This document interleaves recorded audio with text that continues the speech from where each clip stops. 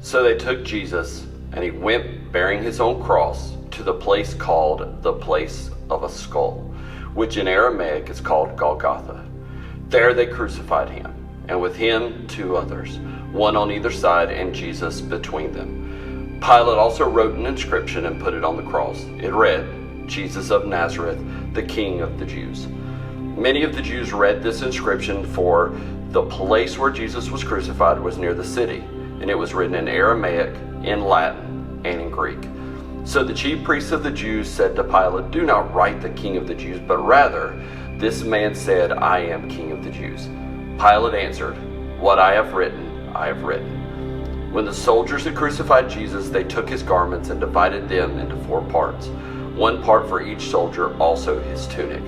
But the tunic was seamless, woven in one piece from top to bottom.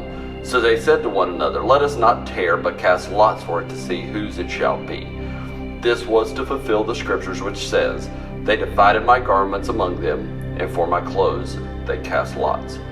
So the soldiers did these things, but standing by the cross of Jesus were his mother and his mother's sister, Mary the wife of Clopas, and Mary Magdalene. When Jesus saw his mother and the disciple whom he loved standing nearby, he said to his mother, "Woman, behold your son."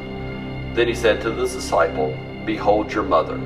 And from that hour the disciple took her to his own home. After this, Jesus, knowing that all was now fulfilled, said, to fulfill the scripture, "I thirst."